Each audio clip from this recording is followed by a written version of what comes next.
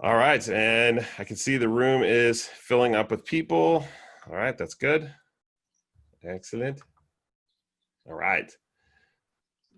So we'll give it a couple minutes just for a few more people to filter in here.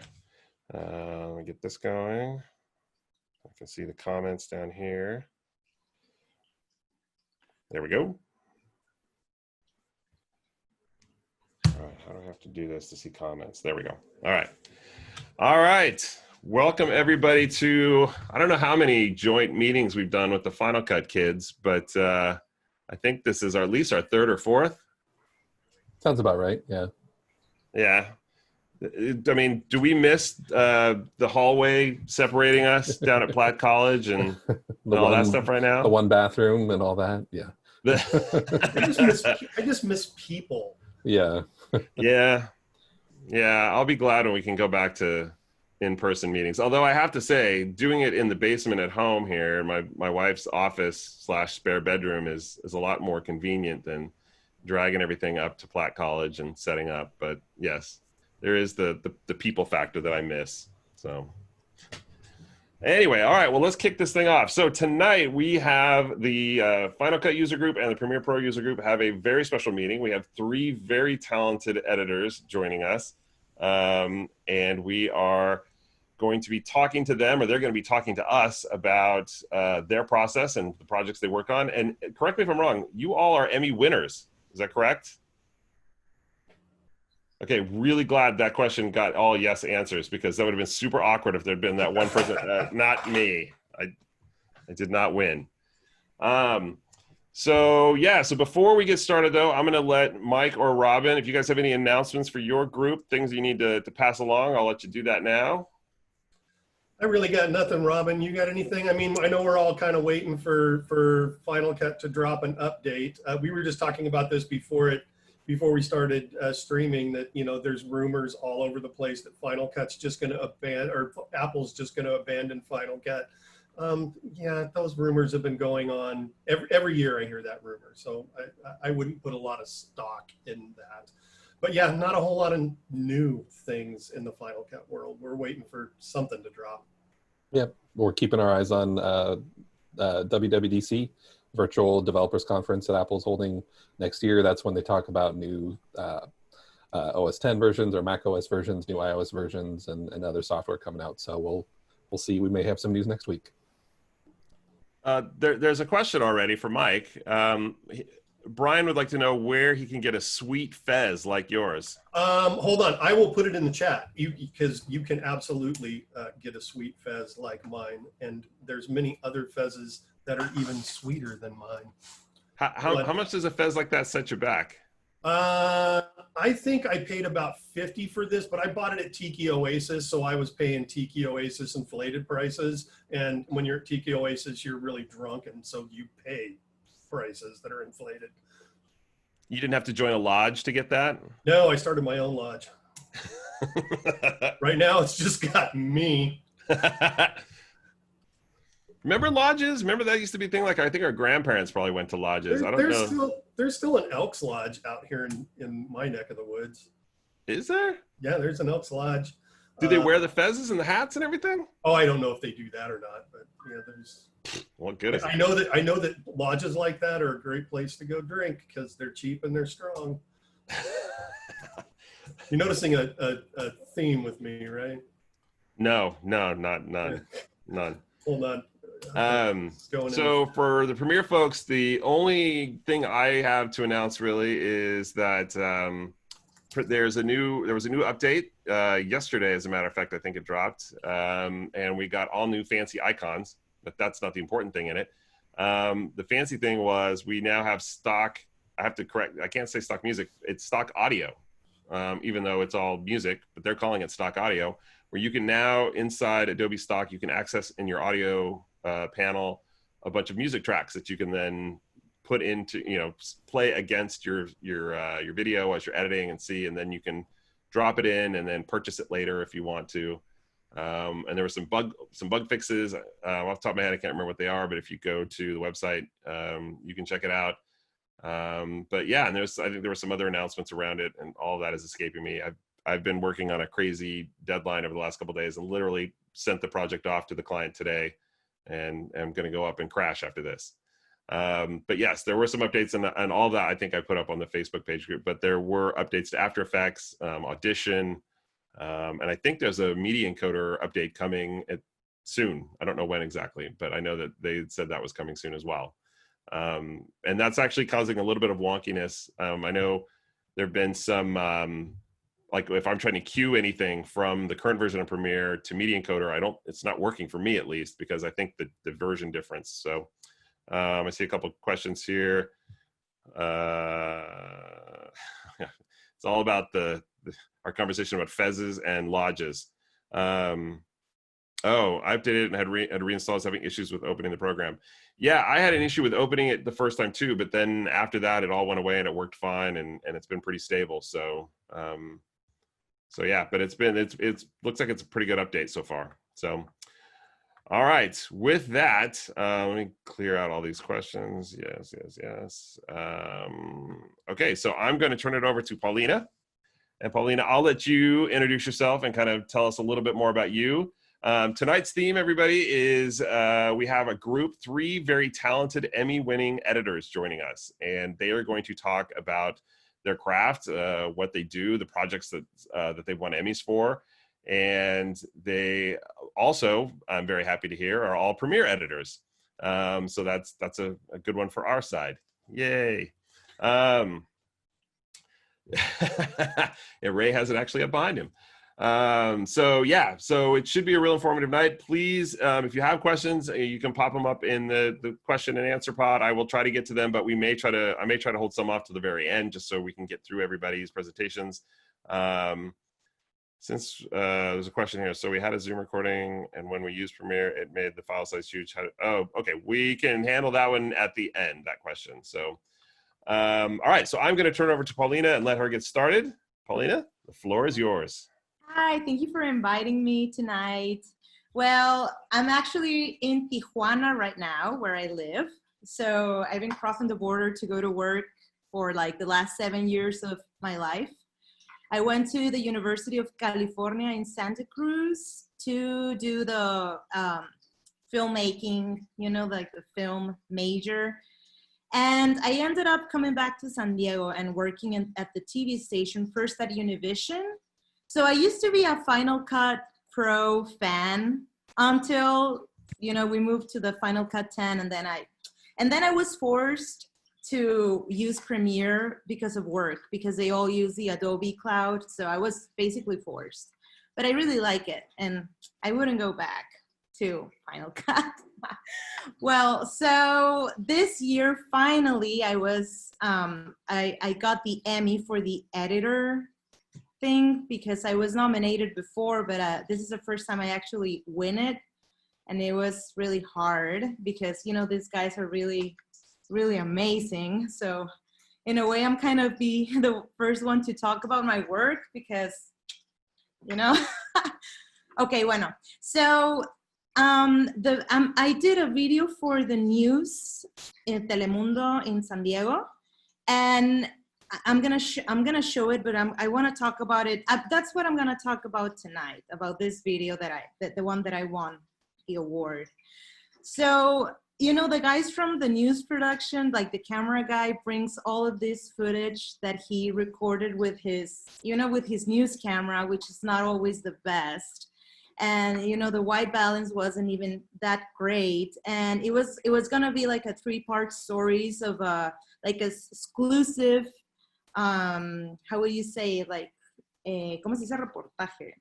Bueno, like an exclusive story for Telemundo. It's gonna be a 3-part story.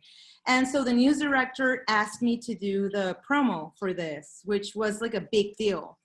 And when I get the footage, it was just this really weird footage that I was like, okay, how am I supposed to do something that it's going to invite people to watch this? Like, living in Tijuana, in the border, with San Diego, people in this sides of the border are very like they cross the border every day. So for them, it's like, whatever, a story about the border, I don't care. Like, I know how it is to be in that environment. So how can you attract people to a subject that you live every day, you know, like, I don't know.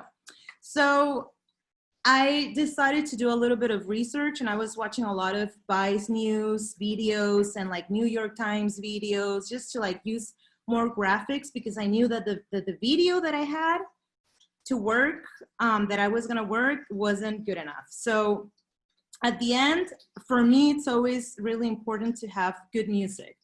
So I focus a lot of my time in just finding like a nice beat music that was like upbeat, but like savage in a way, something that will let me like make very clear cuts with my video and play with it.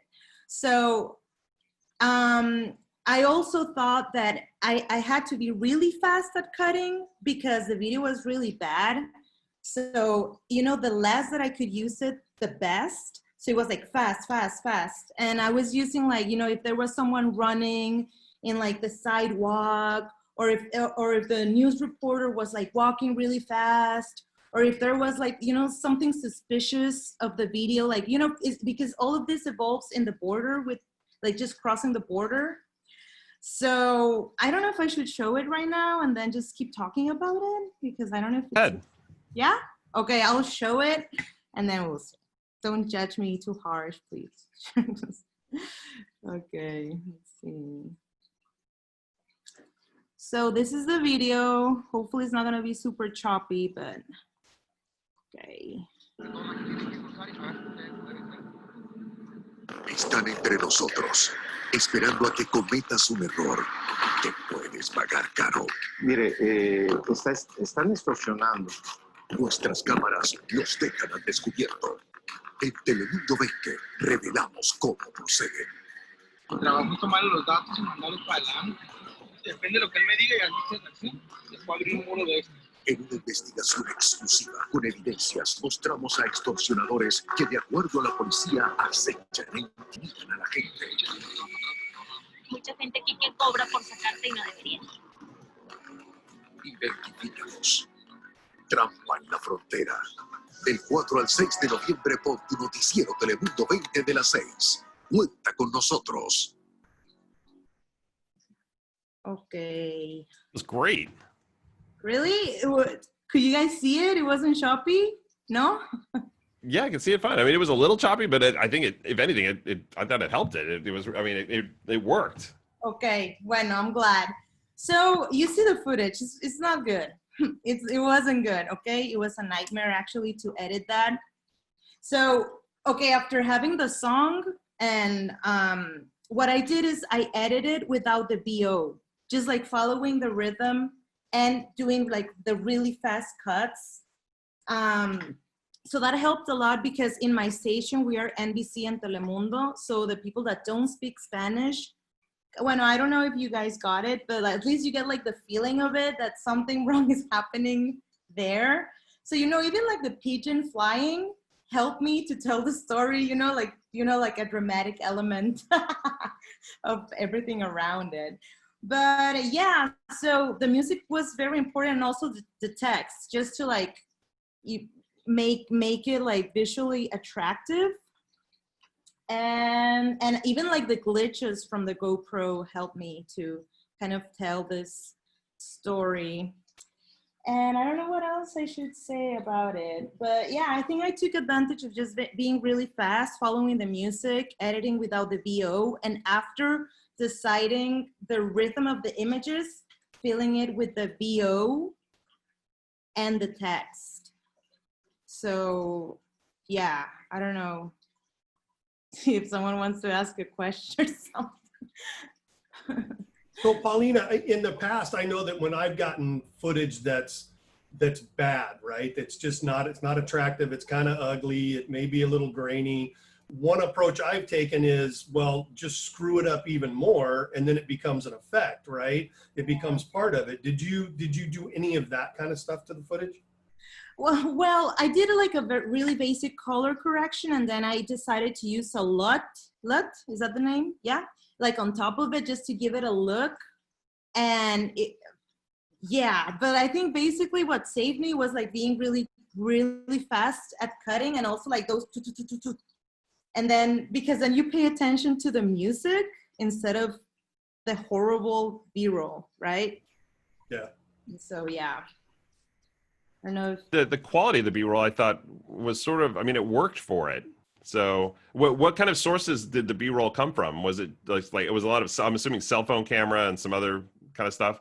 yeah, it was a mix of like a GoPro footage, cell phone. No, they had like this lenses, you know, like glasses when they were like interviewing the people that were doing like the trap at the border. You know, the thing is like they get money from people to let you go on the very top of the line. So, but this is super illegal. Let's say you're not supposed to be giving your money to be in, okay?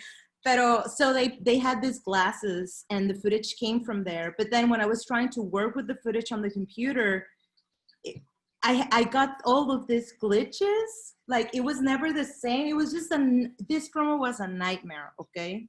So the music saved it, see? And the text, because we never use those kind of texts that I know that are super common for like Vice News and, you know, but not in Telemundo. So that, I think that helped me a lot. First of all, as somebody who watches Vice News, I definitely see kind of where the inspiration for that came. Yeah, that style that you used, I really liked it. I guess to get back to like all that footage, how, having done projects where I've given footage from all over the place, clips that are from cell phones, from GoPros, from other weird devices, you know, where the frame rates are 15 frames per second, 30 frames per second, 27.29 frames per second. Did you have any issues in like having to like, did you have to like transcode anything or to try to get everything into one thing, or did you just throw it in your timeline as is and just go with it? No, I tried to throw everything in the timeline and everything was crashing. So I decided to just like all of the videos from the glasses, I work on that on a different sequence. And then all of the videos from the news camera was a different sequence. And then it was all over the place. What I did at the end was exporting all of the nice clips that I was gonna use from the glasses and from the GoPro into new sequences that I could bring in onto my like final sequence. I don't know if this makes sense or if I'm just very, I lack organization when editing. No, but it was crazy because yeah, as you're saying, Eric, it came from different sources and then you have to put everything together and then you're hoping, you don't want this, you know, this thing to crash because then you can't open it again. And if they ask for a change, you're just gonna suffer. So yeah, it was something like that. So there is one question from Bob Unger. It says, video first, then VO, then music. It was your process. And he asked, do you ever do VO first and then find the video to fit that?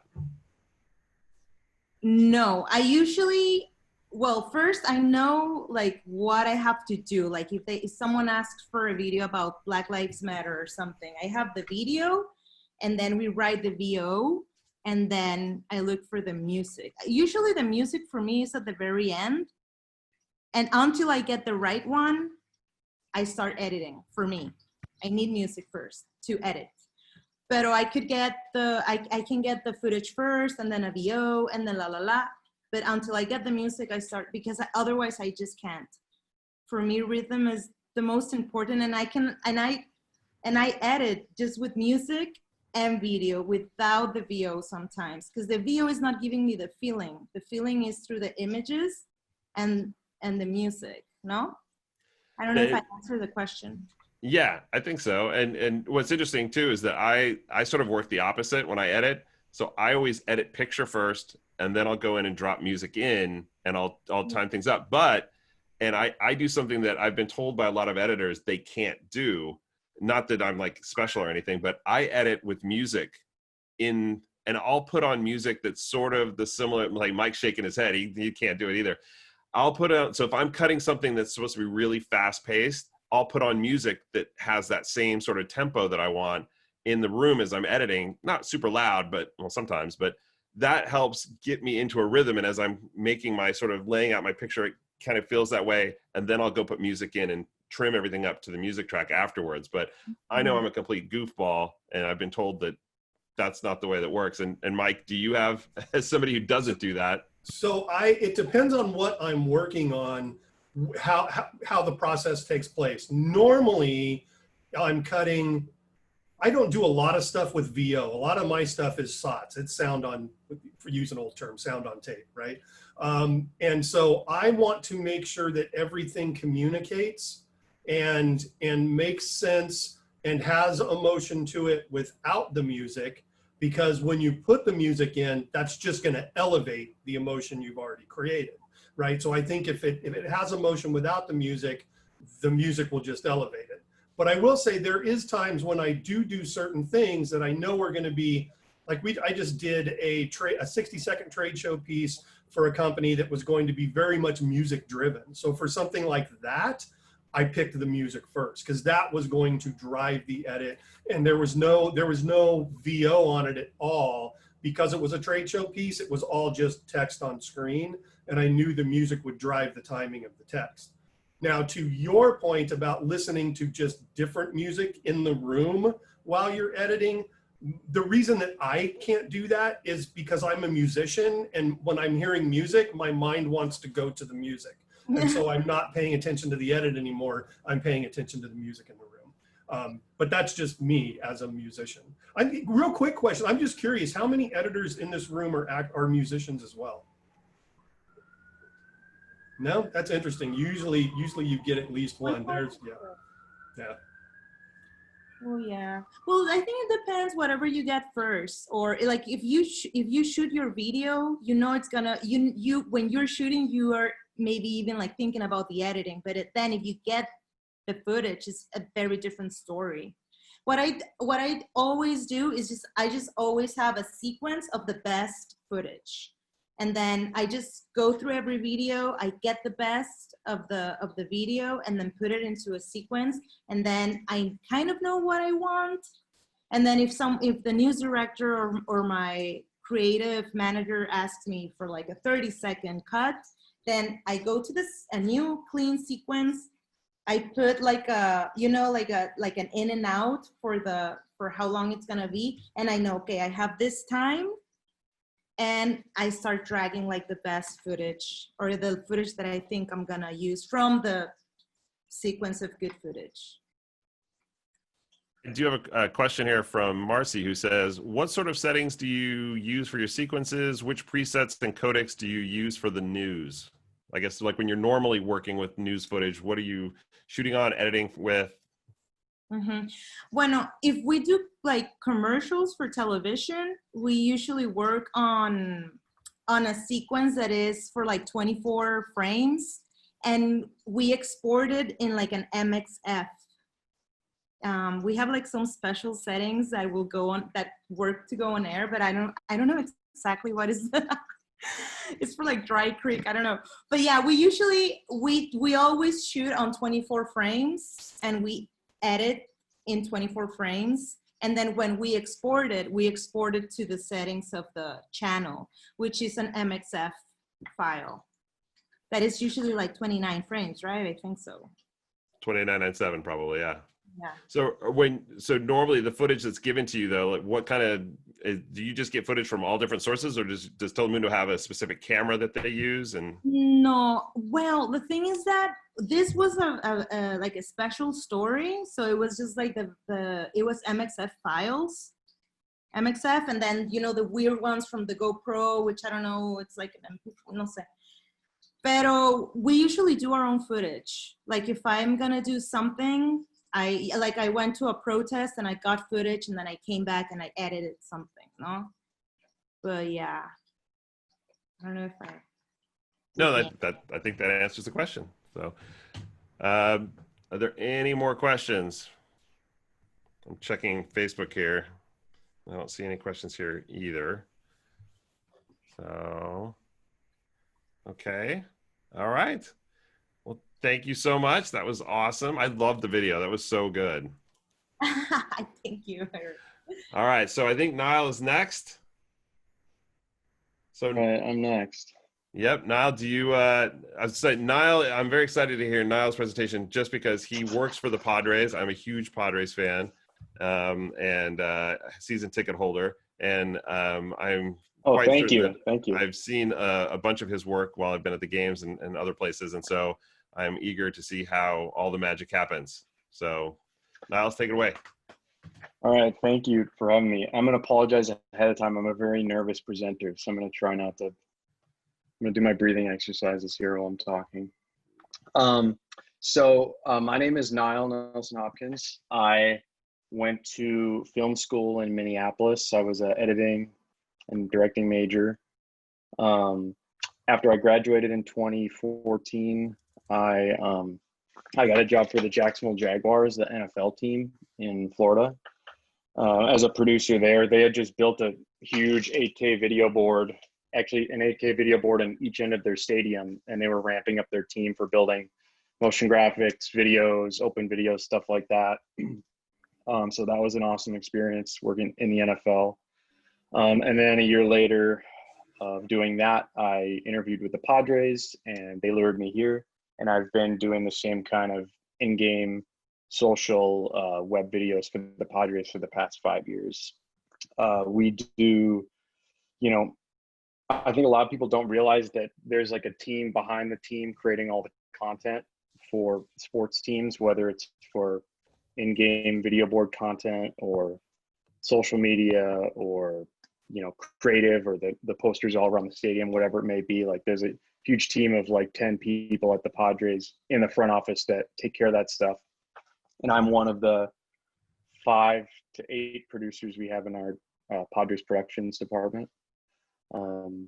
So yeah, I cut in Premiere and I do a ton of After Effects and motion graphics for the Padres, as well as lots of Cinema 4D and 3D stuff as well. I also do lots of freelance work for other sports clients. So I've done work for soccer teams, the Seattle Sounders, and I did the in-stadium look for the San Diego Seals. If anybody has been to a San Diego Seals lacrosse game the past 2 seasons, I did the headshots and stuff for them. So yeah, kind of a wide scope but lots of sports for me.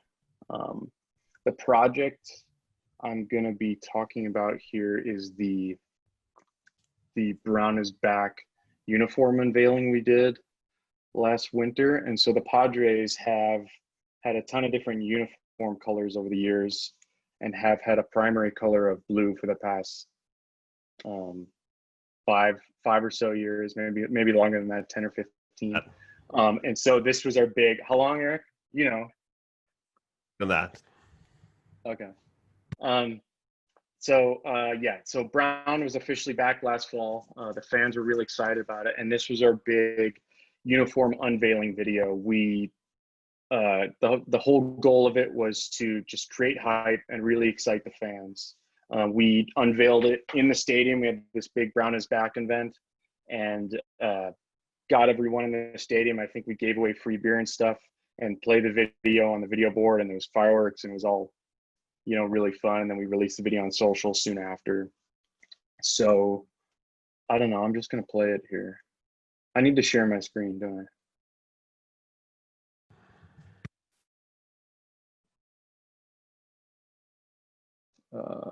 Let's see here.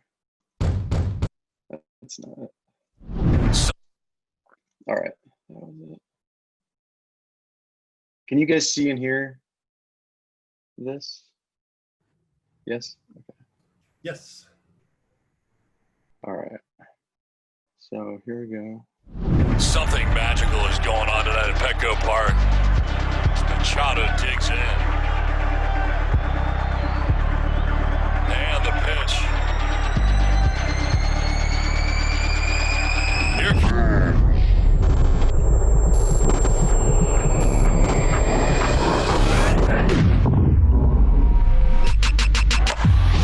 Brown is back.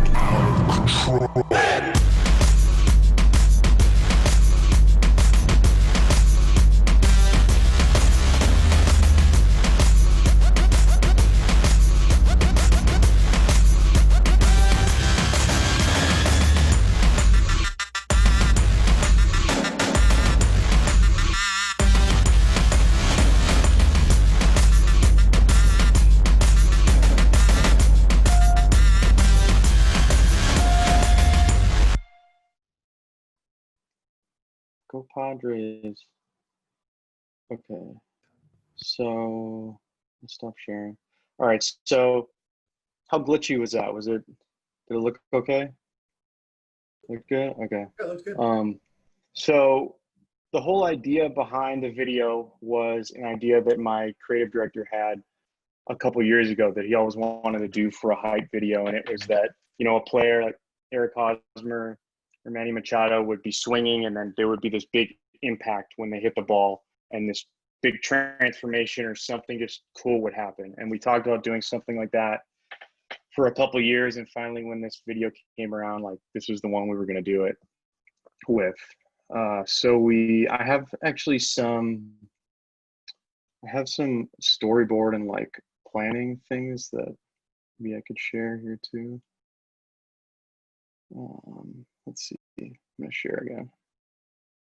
So this, I don't know if everyone in here is familiar with Petco Park, but there's like a little kids baseball field outside of the outfield. So we went out to that one day just to plan out shots for this ball sequence. Rolling.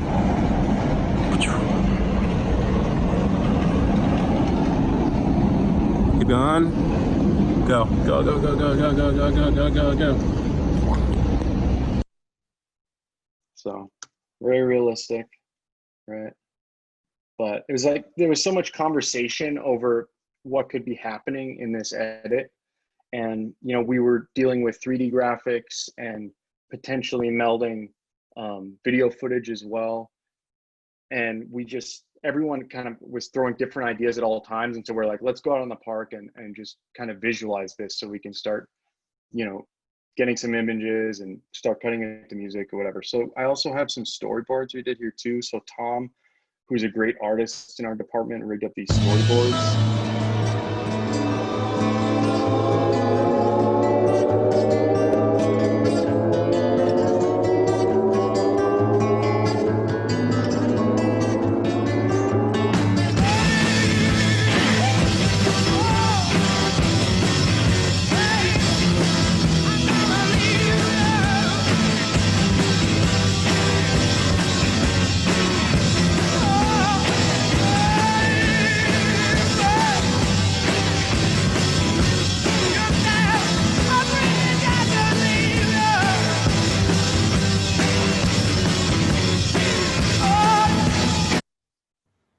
That is some sweet temp music right there.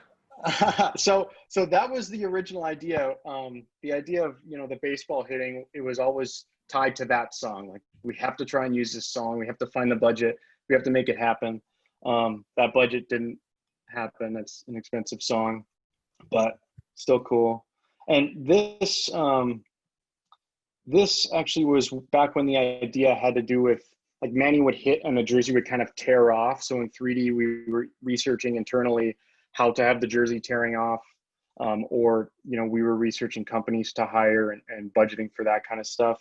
We ended up cutting it, I think, because of time differences and budget reasons as well. So then we have kind of this, what is this here? So this is kind of a mock-up where here, I'll just show this.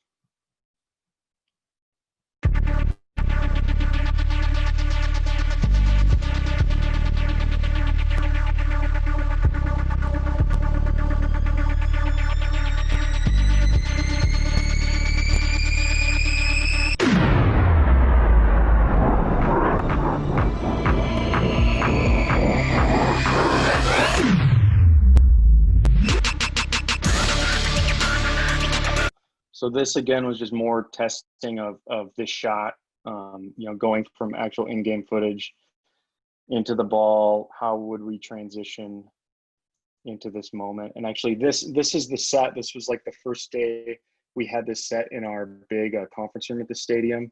We're getting all the lights set up, and we're just kind of testing before we got players, like, how our original idea, like, what would it look like?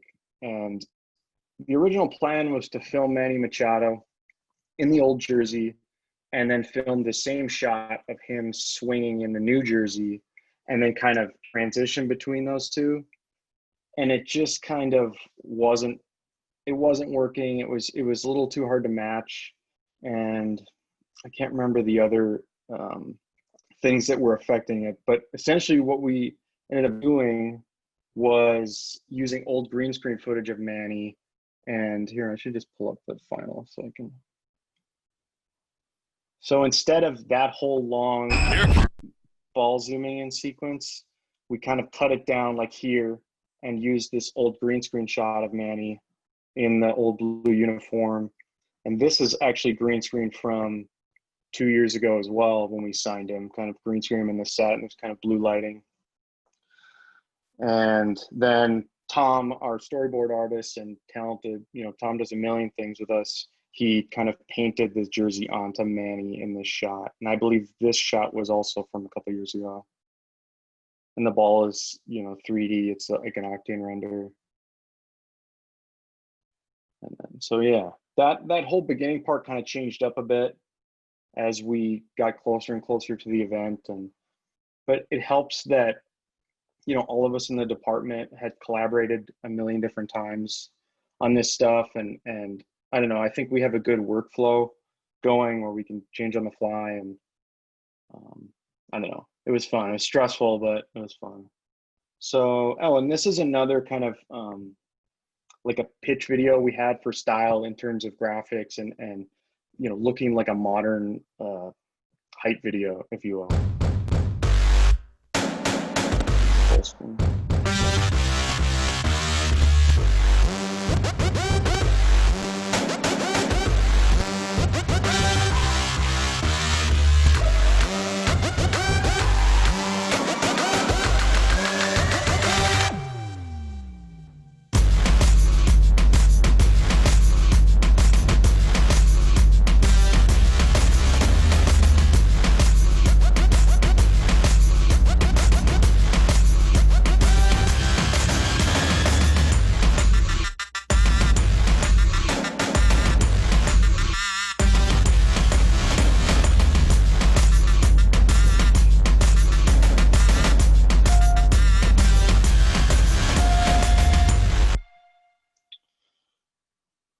Yeah. So, what else? Well, again. Yeah. So really, the final video ended up being a combination of the whole Manny Machado swinging and hitting the ball sequence in combination with that video as the end kind of hype sequence, if that makes any sense. So I can stop sharing my screen. One question I have is who, so for all so it sounds like part of your process is you go through, storyboard everything out, and then who goes and actually does the production, the shoot? Do you guys have an internal team that does that? Do you hire out to do that? Or how does that all work? Yeah, so we have a team, we have a cinematographer on staff. So we have a Red Gemini that we shoot with, and Kevin, everyone in the department, if we can be a part of these bigger jewel projects, we like to, because it's one of the cooler things we get to do during the year. Not everything we get to make is this amazing, cool, hype video. We do stuff of all kinds, so this is definitely something everyone wanted to be a part of.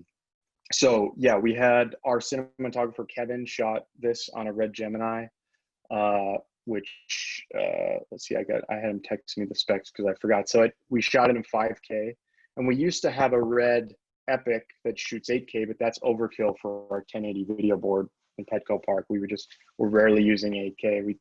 We tried Justify for green screening, but it's just 5K looks great too. So, and also something we need to think about with the shoot is we had limited time with the players, like 10, 15 minutes with the players. So if we're shooting 8K, we may be offloading cards more often and would have some delays where, maybe this other one, we're not doing that for each player. What else? So yeah, I cut it in Premiere. Oh, I will say about outsourcing though, the whole light setup and the set that we used in the video was contracted out to a company from Miami called KT Design Company. And so we paid them to come in and we discussed for a couple months, like lighting setups and things that they could do and, ideas we had. And it was just kind of like throwing back and forth until, production came. So they were on staff and changing the lights. There was like 10 or 15 different light setups and things with all these cool LED I don't even know how to describe it. It was so cool. But like basically like 5 different poles were set up in the background, and the lights would spin or flicker or tilt down or fade as they could do everything with them. It was really cool. Actually, I have a question from somebody in the audience, if you wouldn't mind. It says, when you first started your NFL job, did they have a specialized file format or workflows to create the media for the 8K screens in the stadium, or were you just surprised that it was the same old with different numbers of screen resolution? So it was huge. It was huge files. It was 8K videos, which was, let's see, it was 7680 by 1080 there. So the board was, not a 8K 16 by 9. It was an 8K, I don't even remember what that, 6 by 1, I think. So it was like 7680 by 1080. It was long. And yeah, those were huge files. I think we exported ProRes 422 for those, and the renders were just so long. It was like, talk about rendering overnight. It was a lot for like a minute, and it was long renders. But they also did lots of stuff that didn't take over the full video board. Like for the Jaguars, you do takeovers for big moments. Like the game open video was full screen. Like it had to be epic. If it was a touchdown, like of course touchdown would take over the whole screen. But if it was maybe an in-game feature, that would play in like the center of the long video board, and then the stats and scores and sponsor things would all still stay on the wings, as they call them. So lots of different ways to utilize those boards. It was pretty cool. Did I answer that question? What was I talking about? So personally, I love to use music and music cues to like form the skeleton of my edits. And that's part of me being a motion designer too. I think I like to have my timing set so that, when I'm in After Effects creating something, like I'm not worrying about timing there. I already know that this is going to like nail a music cue or something like that. But that's also only when, I know I'm working with the music that's also going to be my final music, which I know isn't always the case. But with this open, we did know, what the song was going to be. It's a song from APM Music, if you guys are all familiar with that. And so we had picked that out long ahead of time. So we were able to start putting in, lots of stuff from graphics or whatever. I just use placeholders for almost everything when I edit. I could not live without that when I edit, whether it's placeholders for stuff I know is going to be in an edit, like a logo slam at the very end, or the sequence where the ball is flying in, to like a small 2-second gap where I'm like, I have no idea what's going to go here. I need to go back and find like a really cool shot of Fernando Tatis to fit in this moment, or just, that's the cool part of I guess a hype video is I'm just working visually, not necessarily story-wise a lot of the time. It's kind of like the beginning was the story, and then throughout it's like make it look cool. Not always the case, but what's next? One question I had, unless Robin, do you have a question? Yeah, I was going to jump in. I thought, so you just kind of spoke to it, but just to kind of point out for the editing side of things, it's really fascinating how this project was a combination of really a lot of pre-editing and pre-visualization to get that animation and figure out those pieces and maximize your time when you did have talent, when you did have the players there and you could actually film them, to make sure you didn't have a lot of wasted time and lots of wasted setups. And then you sort of turn the corner, and then it turns into the hype video where you're just totally being creative, pulling from everything that you have stock, pulling from logos and other graphics. So it's fascinating to see a project where you've got that big kind of like 180, or you're seeing like both sides of the coin there. So I thought that was fascinating. And also just the value of having like an editor involved in like the previs process to make sure you get what you need in camera, and it's going to translate into what you need in the edit. Was pretty cool to see how you guys went from little iPhone videos and just kind of mocked it up and slowly got to the final piece. So I thought that was pretty cool to see. Yeah, it is interesting how like planned out the beginning is, and then for it to, it's kind of terrifying to just not have anything necessarily planned for this, the big, I don't know what you call it, like the body of the video. But that's also part of like trusting the team, right? Like I just knew Kevin and our other shooter would just come away with some awesome footage, and I knew it would look sick, and I would have plenty of stuff to pull from. That's not always the case. Like Paulina killed her at it despite, you know, the challenges she had. But so where was I going with this? Yeah, it was fun. It was different. I have another question about the music. So John asked, how often do you use APM versus other music libraries? As a broadcaster, do you have access to more interesting music than many of us do? I'm assuming if you still have to pay for Led Zeppelin like the rest of us, you're still limited somewhat by what we do. But do you have access to a lot more fun music? I mean, APM, I feel APM is expensive. I can't even find out how much it is. Like you have to be a corporation and be in contact with someone. I think maybe they negotiate a rate. I don't know, but I've tried personally to see how much APM is. I have no idea, but I love all the music on there. And in terms of, we do have some rights actually. We have access to something else. I can't remember what it's called, but it just cues in new music that comes out week by week or month by month, and a lot of it is recognizable. So we have options for that kind of stuff too. That's what's nice about, you know, working for like a team structure. I have a quick question for you.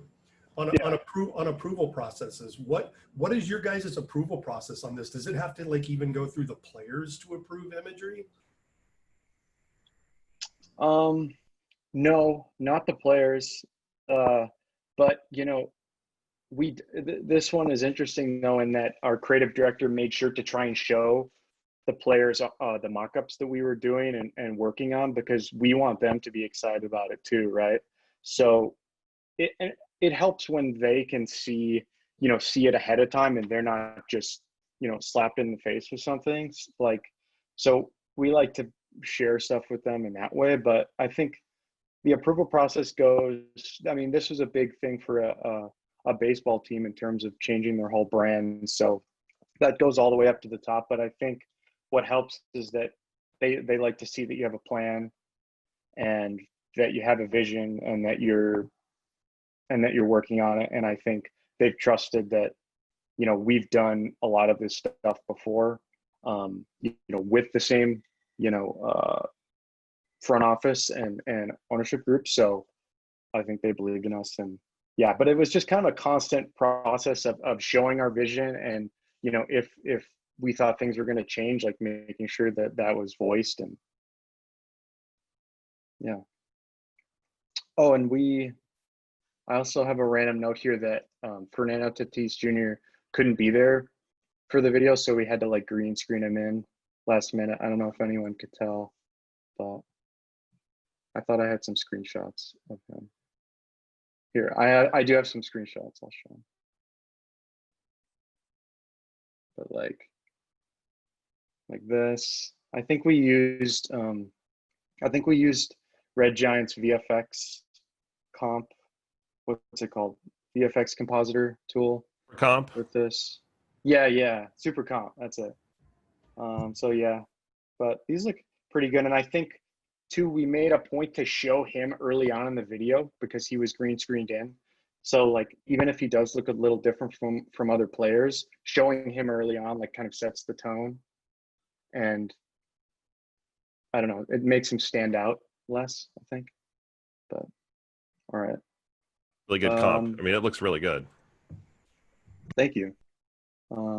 Yeah, I would have never known the comp if you hadn't said something about it, man. Yeah. Well, it's so quick too. It's so quick. Like so thank you. And then what else? I mean, the only thing I have left is like in terms of like creativity for myself. I love surfing Behance for motion design. We did a ton of that for this project. Motion design, editing, advertisement inspiration. Like I only discovered Behance a couple of years ago too. So like, I feel like it's this treasure trove of just amazing work. I also love like show identities and title sequences, and we used a lot of inspiration for that and trailers. So I don't know. That's all I got. It's pretty awesome. Thank you. Thank you. All right. So I'm going to, yes. So I'm going to turn it over to Ray now. And Ray, why don't you introduce yourself? And Ray's already got his bat ready. And why don't you introduce yourself and tell us about your project?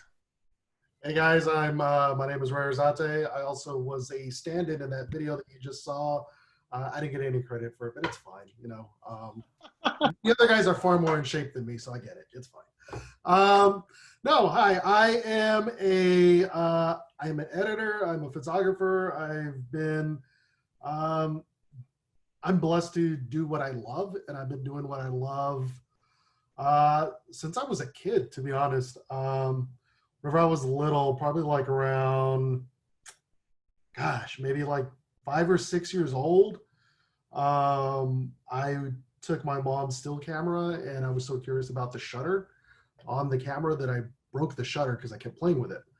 My mom, instead of like, throwing me out of a window or something for doing that, went and got me this little play school video camera that took an audio cassette, and it would record black and white movies. You could play it back. So I used it to create stop motion pictures, and I didn't know that that's what I was doing whenever I was a kid. I would just take my either Ghostbuster or Ninja Turtle action figure, hit record, hit stop, and move them. And I knew if I played it back, they would move on their own. So I would play and record at the same time.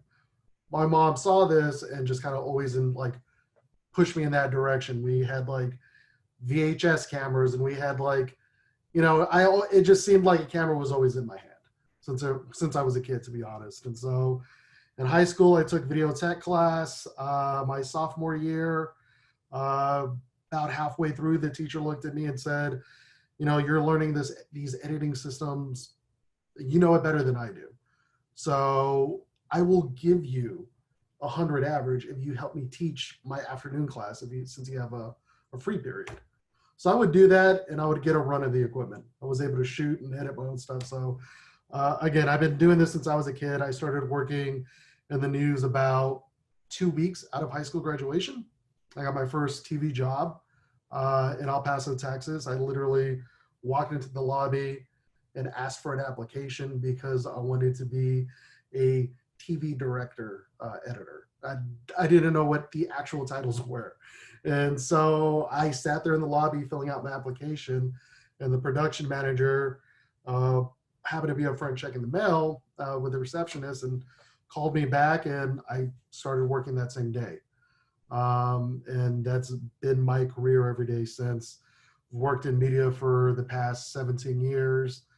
I worked in El Paso, Nashville, Atlanta, back to Nashville, started my own production company along with a business partner, and then made the move to Las Vegas to be back in news. And now I am in promotions. I'm the promotions manager over at Fox 5. So there's my life story. If you guys have any questions, no, I'm just kidding. So let me just jump into this because I feel like I'm rambling, probably because I'm nervous. But let's see here. How do I share? All right. Can you guys see this? All right. So this is the piece. This was nominated in a couple categories this year.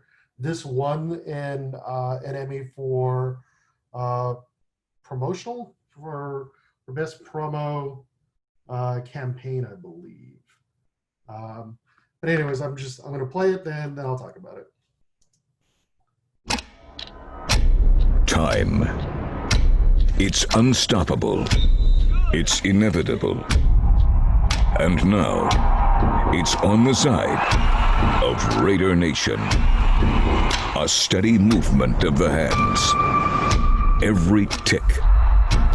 Driving forward. Each second. Closer to the future.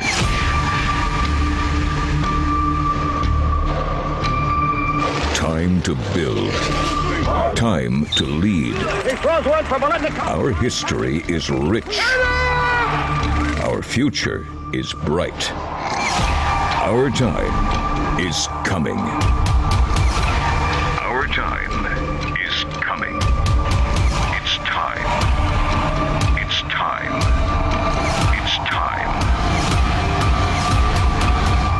Raiders are coming.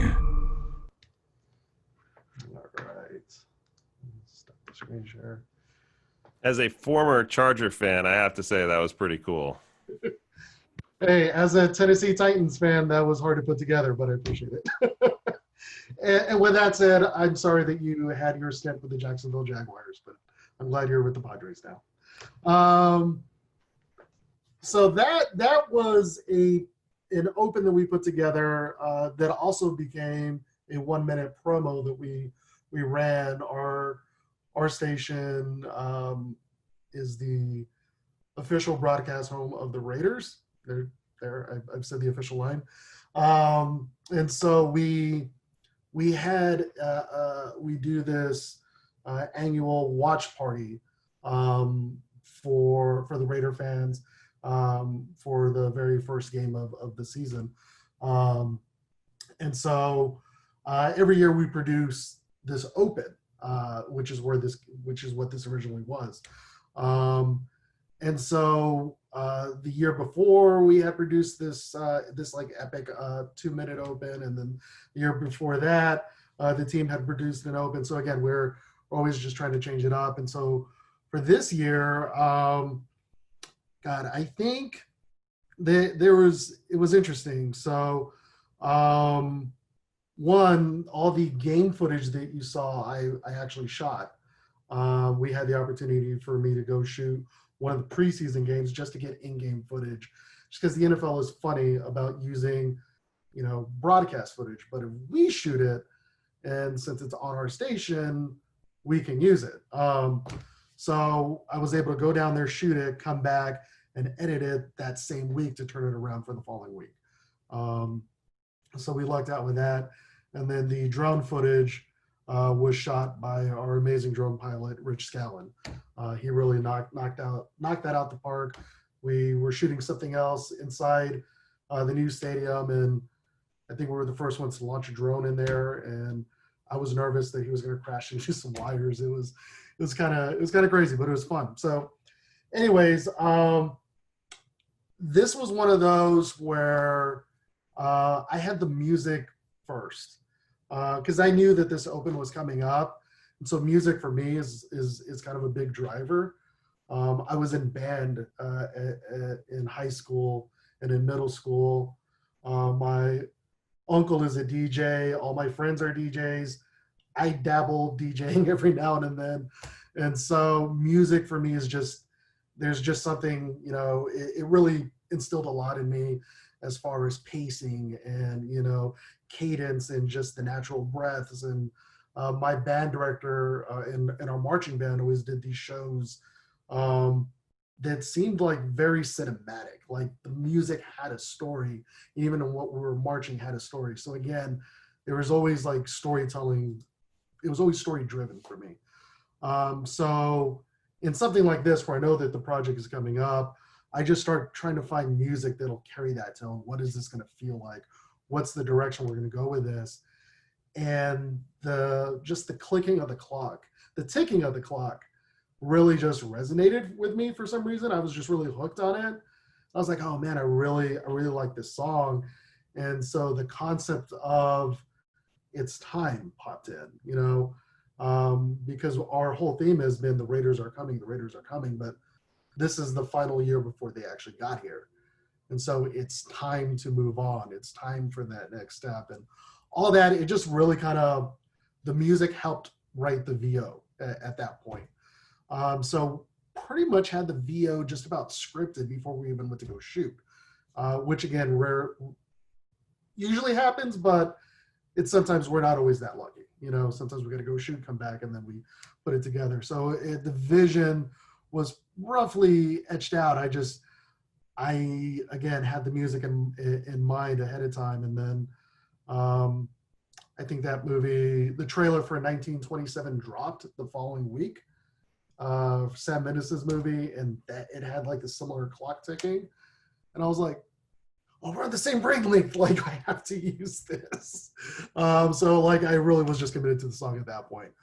But yeah, no, music was the big driver for that, and then just getting into the edit. Once I had that footage back, putting it in there, I knew we had the drone footage, and then just telling that story. You know, once the VO was written, then it was just sourcing that footage to make sure that worked. And again, knowing the dialogue in advance, those were shots that I was looking to get. You know, the wheel of the clock spinning, I knew I wanted to get something circular. And, you know, the player on the exercise bike spinning helped tell that. So that's how I wanted to start it off. And then it was just finding those moments within it after that. So, another big thing was just sound is big for me too. Just finding those natural sound, the breaths, the blades of the grass bending, the hits during the game, you know, the audience or the crowd cheering, and then just even manipulating that when it slows down, that sound slows down. Something that I picked up along the way, someone said it. Television or our medium isn't three-dimensional, unless we're shooting a 3D movie. But even it's not actual three-dimensional. But you do want to engage with the viewer with as many senses as possible, you know. And you know, you want to evoke emotion. You want to have them really feel like they're there. So stimulate their eyes, but also their ears, and that kind of helps sell the video and sell what you're doing. And so as much as music is the driver, so is natural sound. I'm actually going to share my screen again, just so you guys can see. This is a timeline for a story that we did this week, that I edited together, and I just kind of wanted to show what my process here is, I guess. This is, again, here is we have kind of your VOs. I kind of keep them on my top 2 lines here. Then underneath that is really our natural sound, any sound effects, anything like that will go here. And then my bottom layer is usually music. At least that's the way I like to start it off. But by the time a project ends, you know, as neat as you want to keep it, it never seems to stay that way. It always seems to get messy for me towards the end. So I have music, although right here I have this like old movie shutter sound effect that I just didn't have any other lines to put it in. But again, I'll always do a pass where I'll hear it and I'll mute out the music just to hear what that sounds like without it, and see if there's any dead spaces. And then I'll pot in my music and kind of transition that and weave it in and out.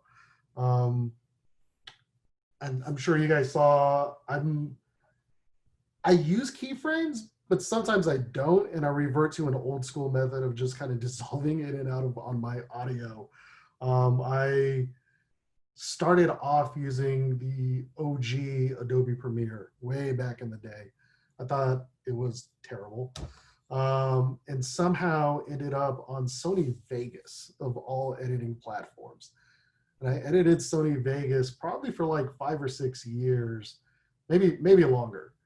And I loved it. I was like making it work because I think it was based off an audio program, so it just seemed intuitive to me, you know, just as far as like getting the audio mixing done. But then I went Final Cut 7. So I was hardcore Final Cut 7 for the longest time until all of you other guys made that dramatic jump to Final Cut 10, and I converted back to Adobe Premiere. Just I relearned that software, and that's where I've been at ever since. But anyways, yeah, that's kind of a dive into my process. Again, I feel like I'm rambling. I actually have a question for you. Please, yes. Marcy wants to know, did you shoot in higher resolution than your deliverable, or do any overcranking with the intent of doing slow-mo? Yes. I did shoot, God, I want to say some of those shots, like I knew for a fact that I wanted slow-mo for some of those action shots. So I shot at like 120 frames a second. I think at one point, maybe it was a little bit slower on the actual kick. I don't remember if that was 200 frames a second. I was using the Panasonic EVA-1. And so you can really get some slick slow-mo out of that thing. But yeah, no, I did overcrank with the intent of doing it slow-mo and without having to do that in post too much. I'd rather capture it that way and then just bring it into the project. What else?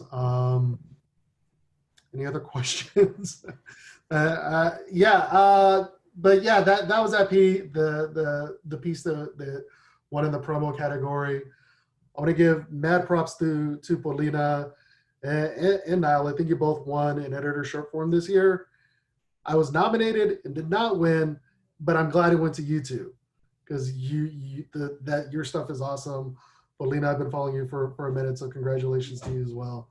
That was amazing. But yeah, that's a bit of my process. Again, for me, it's always music is a big driver, but so is honestly storytelling. Like, just what is the story that we want to tell? Okay, how will my edits help tell that story?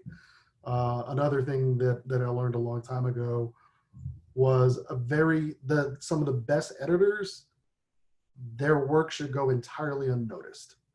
Because the second you notice an edit, you've taken the audience out of the story and out of whatever they're watching, and they are no longer engaged. And so I'm a huge fan of just making sure that I stay true to whatever it is that I'm doing, whether it's a hype video or something like this for the Raiders, or if it's an actual like news story.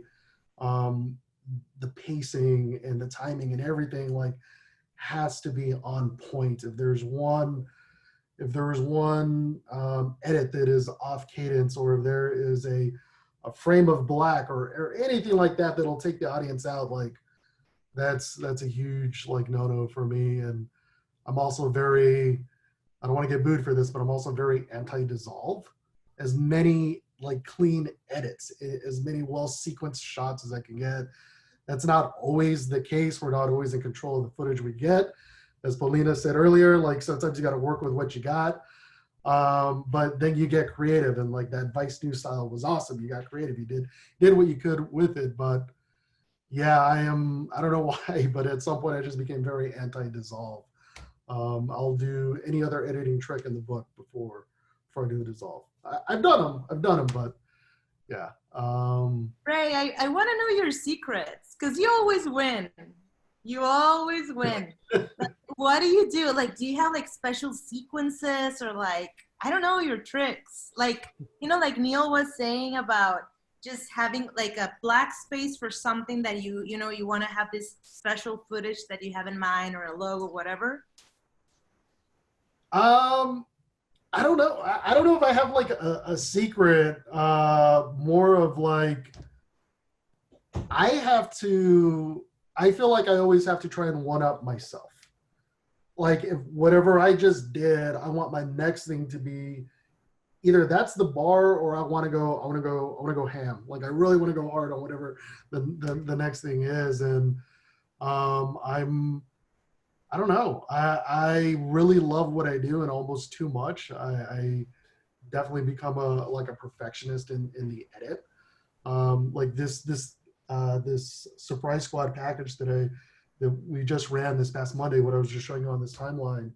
I started working on that last week, and on my days off, I was editing it still. I was up Sunday till like 2 o'clock in the morning, because I was like, oh, it just doesn't feel right. And I just keep tinkering. Like, if the deadline is 5 p.m., I will be on it till 4:59. Like, till it is time for me to like lay it down. I don't know. Yeah, did that answer your question? I don't know. First of all, I'll say one thing, that is one of my favorite quotes. I think it's a George Lucas quote where he talks about films aren't really finished, they're abandoned. And I think a lot of times projects are sort of that way as well. one question that I would have, sort of teeing off of what you just said about, you know, always wanting to one up yourself. And I'll ask this to Paulina and to Niall. I know as for myself that I often approach projects, you know, with that sort of mentality where it's like, okay, I want to try to do something with this project that is better than what I've done in the past. I want to try something new. I want to push myself. I want to get out of my comfort zone and really do something different. Not just because personally, I feel like I need to do that to sort of like grow and whatever. Paulina and now, do you guys feel that way? I know a lot of other editors I've talked to don't necessarily feel it's like, hey, look, it's a job. I do it. I just try to find what the story is and do that. But I kind of have that little competitiveness with myself. And do you all feel that way? Do you two feel that way about your work? You want to go first? You go first. You can go. You can go. I don't feel that I'm always competing with myself. What I do is I have a lot of, like, if I use Pinterest, that I know it's a very girly website, whatever, but like I have like a board with inspiration. And then if I use Instagram, I have a folder with inspiration. So if I have like a special project coming, I go to those boards and I look at what I've been saving. And then I'm like, yeah, maybe a black and white, or yeah, maybe, you know, half a screen of something and half a screen, so I feel that with my projects, I'm very like individualistic. Is that a word, or I'm making that up? Okay. So it's just like, I treat it base by base, case by case. Yeah, I think I definitely like micromanage myself in that way. Like I'm really passionate about my work, just like Ray was talking about. And like, if everything could be like the most amazing movie, you know, I would love that. But I think part of becoming a professional is, or at least in my situation, is that, you know, not everything can be that way and each project is different. And so like one of the things that's helped me is just letting go when I need to let go. But then when a project like, you know, you're done with this brown uniform unveil comes around and you're not like, oh my God, I need to like knock this out of the park. Like what kind of amazing shit can we do with this? So, you know, it's like project to project. Yeah, for sure. I would definitely agree with that.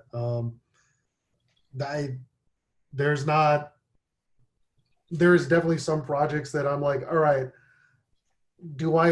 I know I want this to look good, but do I want this to be the best straight infomercial of 30 seconds on hair product? I'm just making something up. I've never done that. But is this how hard do I want to go in on this? But I still do want it to look good. You know what I mean? Because at the end of the day, I think it's your self-pride. You know, you want to feel good about the work that you're doing, as everyone here is, I'm sure, is in that same mindset. But you really want to feel good about what you're doing. And at the same time, I'm always, man, I've been doing this for 17 years and I still go to workshops. I still learn new tricks because our business is always evolving. There's always stuff to learn. And so, I mean, heck, I'll lay in bed before we're going to sleep and the missus is like working on her laptop and I'm on YouTube TV watching some 14-year-old teach me a tutorial on something that I didn't know. You know, okay, let me learn this. So young. Real quick. Yeah, they're so young. And but like, yeah, you never stop learning, you never stop growing. And I think that's part of that pursuit of being that better, not just going hard on the next project, but also evolving your own craft and what you're doing and pursuing that next level of your own passion, you know, and just keep pushing it out there.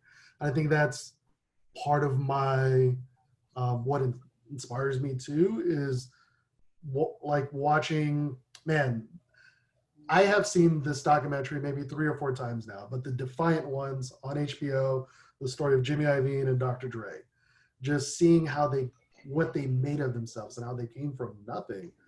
And even whenever they were at the pinnacle of their career, they kept pushing towards that next level. I love watching those things. And honestly, what also inspires me or just kind of pushes me is, or not pushes me, but inspires me, gets me in that mindset is My Apple Music, my playlist is all over the place. I'll listen to hip hop, I'll listen to Spanish music, I'll listen to techno music, but then I just have a vast catalog of like soundtrack music or music library. Like I'll download whole albums off FirstCom and I'll just listen to them so that when it comes time for a project, I already have an idea of like, okay, I'm going to go to this music group in FirstCom. I'm going to listen to this. I mean, it's super nerdy, but it's kind of what, that's just kind of what I do, I guess. That kind of tees into a question that I had. So you talked a little bit, and Paulina talked about a little bit too. Talked about going to Pinterest and looking for things, but like where do you like to go to draw inspiration from? I mean, Ray, you just talked about music and that being a big source. I guess Paulina, you talked a little bit about Pinterest, but I guess so mostly to Paulina and Niall and Ray, if you want to talk a little bit more about it. But where are places that you go? What are sources of inspiration for you to that it sort of help you with your editing and storytelling ability?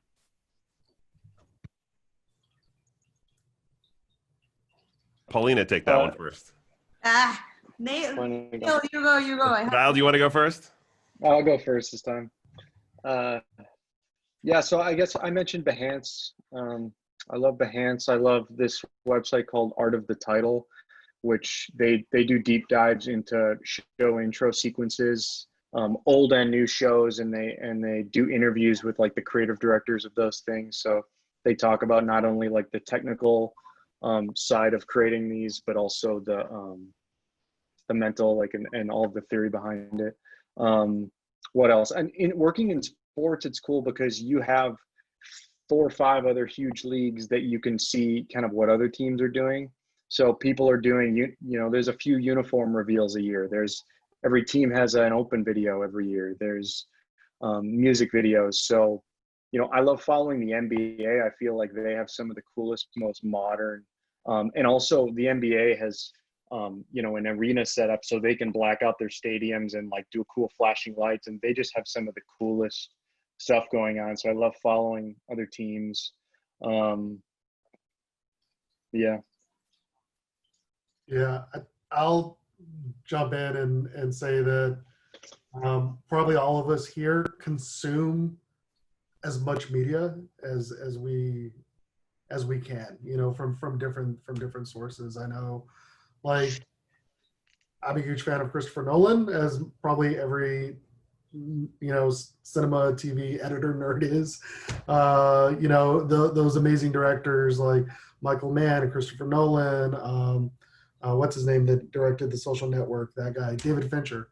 All of those are like, yeah, I'll go to that, but I honestly will, like, I'll just pick something random on Netflix. I'll consume as many different sources and see what's trending. And like for the longest time, like the that True Detective graphical open was like the trend for a long time. It seems like everyone kind of jumped on that type of look.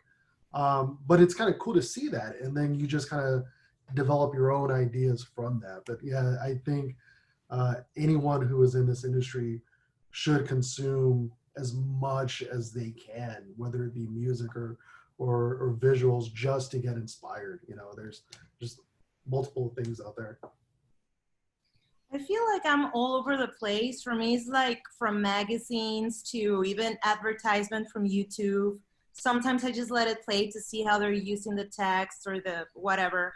Like the other day, before the lockdown, I went to a jazz night and I was listening to jazz music live, and I had to do a promo about the elections. So I was like, okay, I'm gonna just use like a drum bass for music, like really fast. And I went around the station and took pictures of people working, the news reporters, anything. And then I used pictures to do that promo, and all of them were in black and white. And I just used text like blue and red to give rhythm to everything. And it was just like from a jazz night from a day before. So it can be, anything that I like, I save it or I try to remember. That sounds awesome. By the way, that promo, I just like just from what you described, that sounds like it'd be a really cool promo. I can show it. No. We do have a couple of questions here from the audience here. So this is for all of you. So do the presenters edit at home, the office, or a combination, or both? If both, how do they manage the project files and footage?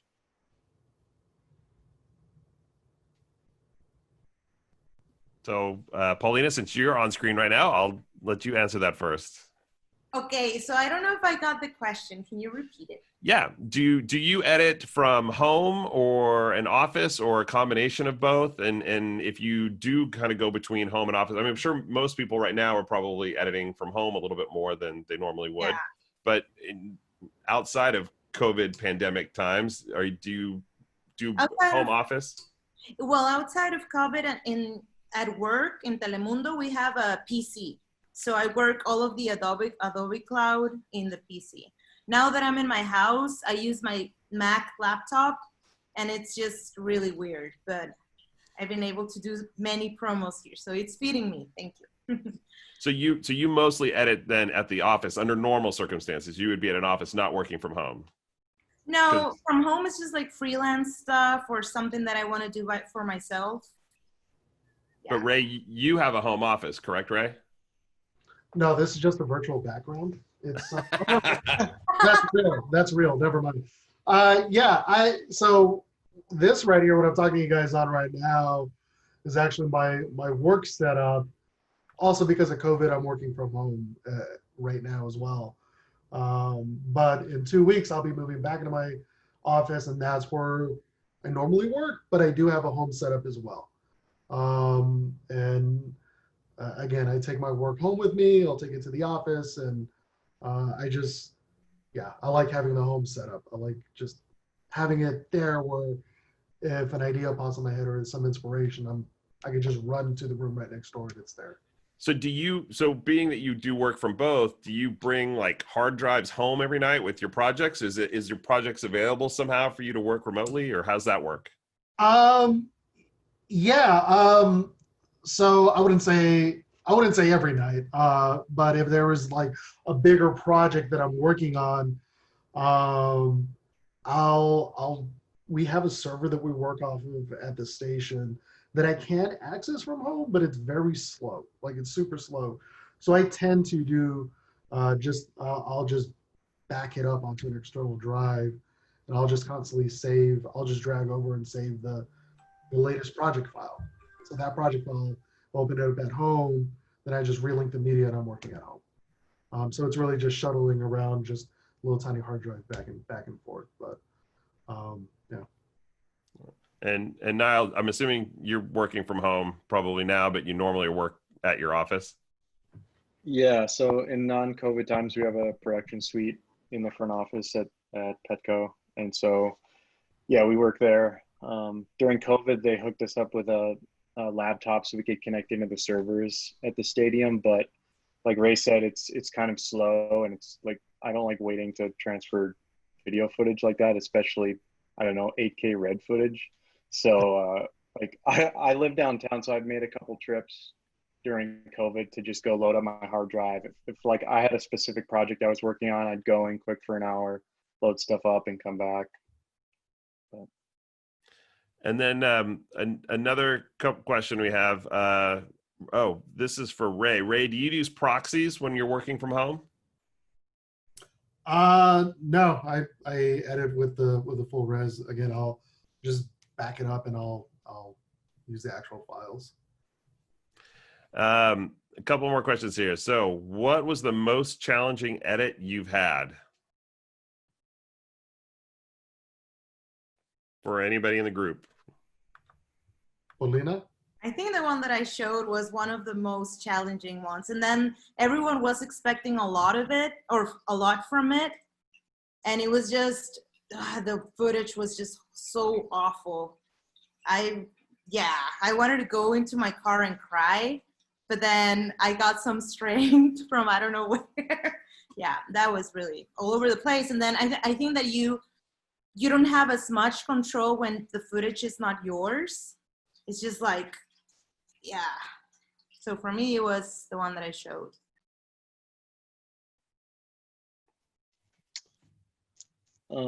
Okay, for me, this last project was challenging for sure, but it like everyone was all hands on deck. So, you know, I had a lot of help with this project. We did a video last spring to unveil this Padres 50th logo, and it also involved modeling 3 of the like Padres legends. And then we also did this video shoot with the kind of all this old memorabilia. So we had these 3 big placeholders throughout the video where, you know, these 3D model recreations of Trevor Hoffman and Tony Gwynn and whoever would be in the video. And it was like, I don't know, blending video with these 3D animations was such a pain in the ass and challenging, but it was fun.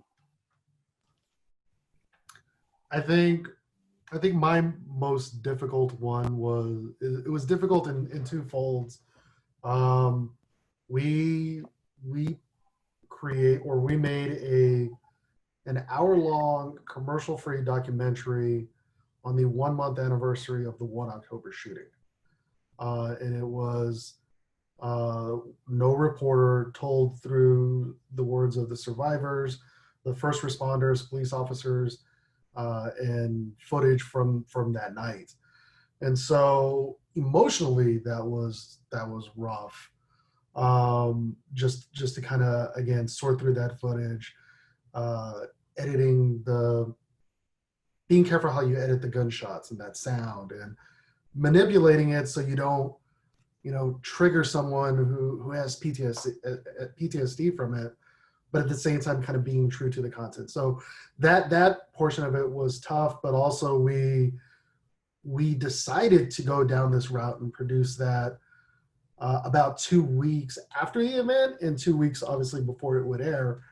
And so that first week was just shooting, gathering all the elements. There was a team of about 8 of us that were in a room kind of scripting and writing that together. And then when it came time to edit, it was just me, and I had 4 days to turn around that edit before it would air. And so I literally lived at the station in my office for those 4 days, working 14, 16-hour days of just straight editing, just burning it through. And then, you know, at some point, I wouldn't say it's adrenaline, but more of just, you feel like you have to do this. You know, you want to do it, you want to do it right.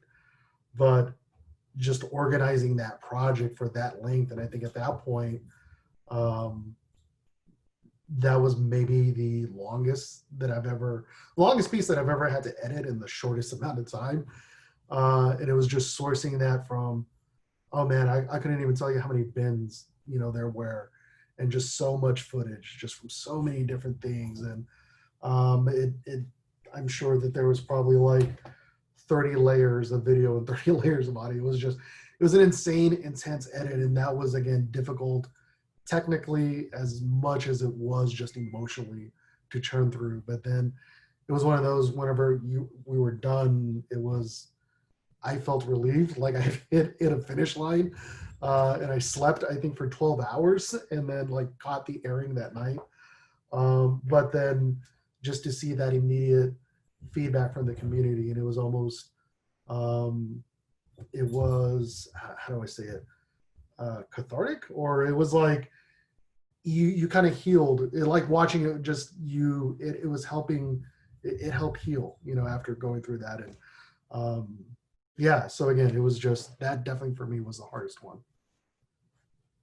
Sorry, I didn't mean to bring it all down. I can show another hype video or something. Yeah, that sounds like it would be an intense one to work on. So,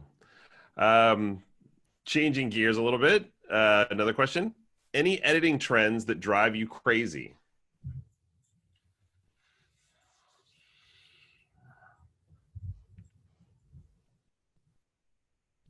Everybody looks like they put their thinking caps on. Let me cue up the Jeopardy music. I mean, I don't know. Because I don't want to, it sometimes drives me crazy, but then I've used it. And like, you know, everyone editing is kind of like, it's their creative side, you know, you're doing what you feel like. But I've seen like, there's been a lot of these kind of like standard YouTube zoom in real quick transitions, you know, or like, again, I've used it. I've gone in. There was maybe like I just used it on the last project, but I did it to kind of do like a swipe of video that was inside a phone. So it's like, okay, this was a practical way for me to use it, and that's my excuse. But it does drive me crazy because I see everyone using it, and it's a very easy shortcut to get out of an edit. And so I guess that's what drives me crazy is people finding the easy button to get out of an edit. And so they'll just drop a preset transition and then the whole thing is preset and they're like, amazing. And it's like, bro, I could do that. Like anyone can do that. So I don't know. But I don't want to hate because it does look good. So, but yeah. Too late, Ray. You're hating. I think what I hate is those 60 frames per second shots. I think at the beginning they were really cool. But I think a lot of people are just abusing them. And it's instead of being poetic and pretty, it's like annoying for me. I don't like slow-mo 60 frame? Yeah, 60 frame per second, you know, and then you take those to 24 frames. I like them. I've used them, but I think you can't abuse them because then it's just like, come on, cut it. I will chime in and say that has been, I mostly work in the corporate world, and I have one client in particular who is enamored of slow-mo to the point where they think every B-roll shot should be slow-mo. And it's like, I think there are times where you need it and it's required and it's powerful, but every time I'm not seeing somebody talk, if they're moving slow, it's like for me, it just pulls me out. And it's like, you just ruin the effect. It just, after a while, it drives me nuts. It's like, save that for those powerful moments when you really want to emphasize something. If everything is slow-mo, then nothing is slow-mo. Right? Slow-mo is now normal. Come on. Yeah. Fourth dimension. Yeah, I think you have to be selective with those because you take out the poetry and it's just weird. Yeah. But again, like Ray said, there are times where I think it's completely appropriate. Yes. You know, there's no doubt about that. And I would never argue that. There are things like, I think the stuff that Niall did, you know, that's a case where, yeah, I want the slow-mo. I want the power. You're building up an emotion. You're building something up. Just seeing somebody sit at their desk, I don't need that in slow-mo. Like I was on a shoot and we were at a dairy farm and this whole issue of shooting shots of cows in slow motion. And I'm like, their whole life is slow motion. Why would I already move in 60 frames? Yeah, they move at 120 frames per second. Moving. Nice. No, and I also think that after this pandemic, a lot of spots are made that way just to be like very, like, you know, we know what you're going through. Like, we understand you, and it's slow, and it's like, ja, wake up. Yeah. Yeah. We'll sell you a car. Right. Can I bitch about an editing thing that drives me nuts? Sure. Jump cut interviews. Don't just jump cut through an interview. It's something that's you know, it's a YouTube thing that's starting to find its way into regular media, and it's like that's just lazy editing. Yeah. Find B-roll, cover it up. It's the artist's vision. It's the artist's vision. Yeah. I'm just kidding. I agree. That's my editing complaint. I 100% agree with that. I feel like that's editing 101. Like, if there is a jump cut, then that's taking me out of it. You know, if I visually see that, like, I'm here and then all of a sudden it's like this close, it's like, oh man, like, unless they're saying like, I don't know, randomly, you need a vote, like it's a quick punch in for that very purpose, then hey, that's cool. But if it's just a normal person talking and now we're this close, like, come on, man, throw some B-roll or sequence, you know, just basic editing. If you can't sequence, then what are you doing? Sorry. I agree. Niall, do you have an editing trend that drives you crazy? I didn't, but Paulina made me think of one. I hate when slow-mo footage is sped up to almost look normal speed, but it's just like a little too fast. So it's kind of has that like old movie, like guy walking in like, 1900s or whatever it is, like guy walking really fast, and you can just kind of tell that there's something. You guys know what I'm talking about? Yeah, it's the just hand kind of crank weirds me out. film camera look. Yeah, and like again, there's probably a time and a place. Like maybe that's the style you're going for or whatever. But so every once in a while, I'll see one snuck into an edit, and I'm like, I got you. I know what's going on there. All right, so we got a couple more questions here. First of all, I have to say too, you guys are getting a lot of love on Facebook. So the Facebook feed you're getting a lot of positive feedback here. Angelica wants to know, where can we follow the editors on social media? Do you guys are you on Twitter, Facebook, Instagram, Behance, Well, I have my YouTube account, and I only upload what I think it's good enough to show. So it's Paulina, and instead of Castro, it's Casmur, like Casmur. And if you want to type it in the chat pod, that way people, I'll relay that over to the Facebook folks. But and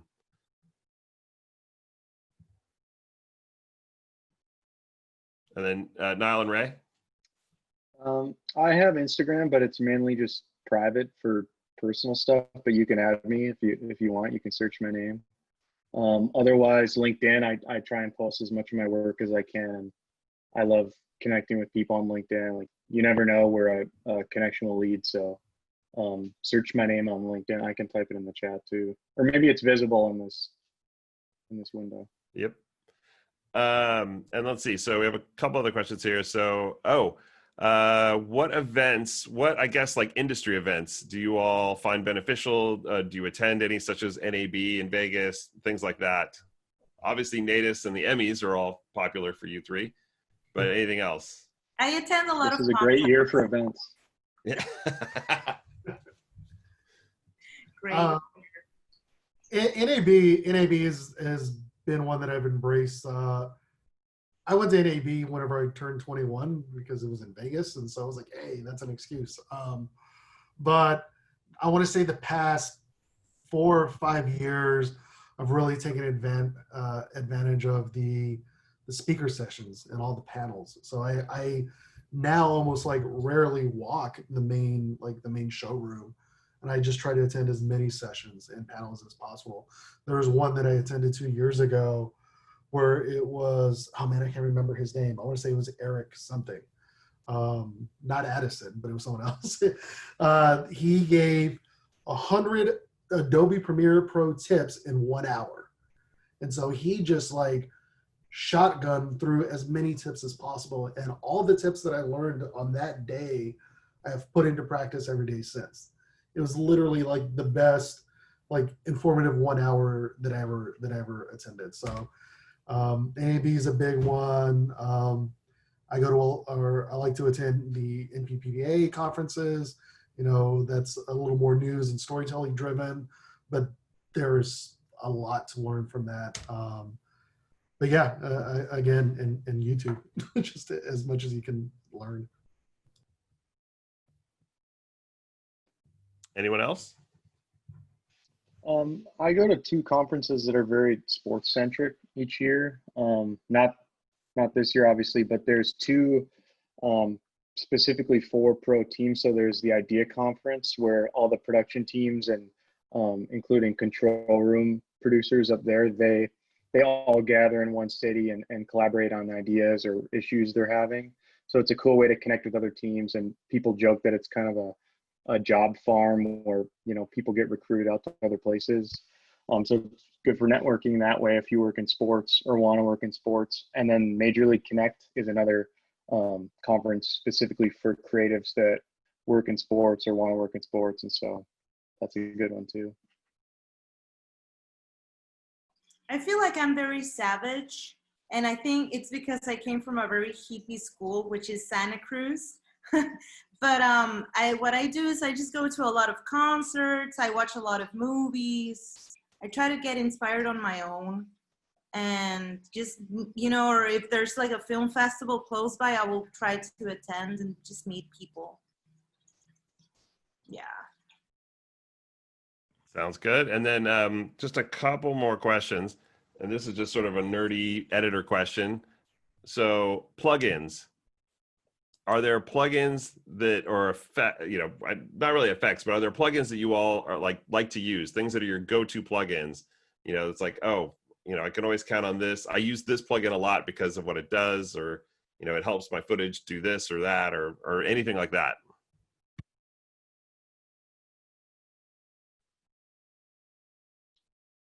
For Premiere, I feel like I barely use any plugins. I did, even though we were all just complaining about it, I do use the Premiere Composer, which is now those transitions Ray was talking about, but within Premiere. I use more plugins in After Effects, so like the whole Red Giant, Sapphire, Universe Suites, that kind of stuff is eternally useful if you're working in After Effects. I mean, I don't know if I have any plugins there. I do create like my own custom presets. I'll have my like go-to, multi-band compressor, just to clean up that audio. So I've created like a custom preset for that for broadcast setting, and I'll drag it, I'll drop that. I'll do shortcuts on that. I'm looking at my presets right now. I do have 10 free smooth transitions pack 1 for travel and video. So the same thing I was hating on, I have on here and I've used it. So, but yeah, a lot of mine just seem like they're just presets that I've kind of created on my own that I just drag and drop. I don't think I use any plugins. Oh, no. I just use the LUTs for like sometimes for color if something is really like crappy. Yeah. Can I throw something in just for Final Cut folks? It would be FX Factory Pro. I use that a lot. I think it actually will work with Premiere as well. And it's not just a plugin, but it's a suite of plugins that almost works like an app store. So as you can buy plugins to add to it. And then the other plugin that works on both Final Cut and Premiere is Isotope's RX7 for cleaning up audio. I always recommend that plugin. It's amazing. Can you DM me that, please, Mike? Thanks. Yep, I absolutely will. That is, I'm not an audio guy, but yeah, Isotope does make stuff that just completely saves me at times, because yeah, I'm really not good with audio, and I can just drop Isotope stuff on there, make adjustments on a couple sliders, and hey, that sounds awesome. All right, moving on. So there was one question, and Paulina, I don't know if you can do this, but if you are willing to do this in the last couple of minutes that we have here, that would be great. So there is a question. If you can play your video again and talk us through some of the clips and where that footage came from, like where those individual shots came from. Okay. The one that I showed before, right? Yeah. Okay. A ver, es here. A ver. So just like, should I like talk over it or what? Yeah, if you want to like maybe pause it and kind of point out like this footage, where did this shot come from? Okay. So, to start, this is very maybe ridiculous. Okay, I'm sorry, but it was like a very exclusive thing. So we thought that it should go really big. And also because we're always competing with Univision. So it was like a big deal. And then all of these shots came from the news camera, from the, ¿cómo se dice? The camera guy, which is like a JVC, those giant horrible cameras, I think. And then, a ver. So, and this is drone footage from the police department from Tijuana. So you can see it's really, really bad quality. And I took advantage of how bad it was just to make it see like Mission Impossible. Well, that's what I thought, at least. See? And so all of these really fast cuts was just to hide what I was talking before, like how bad the video was, no? So. Esperando a que cometas un error que puedes pagar caro. See, so until here, we've only seen footage from the camera person and the drone. This is the drone from the police, and it was like yeah, like a zoom or close up.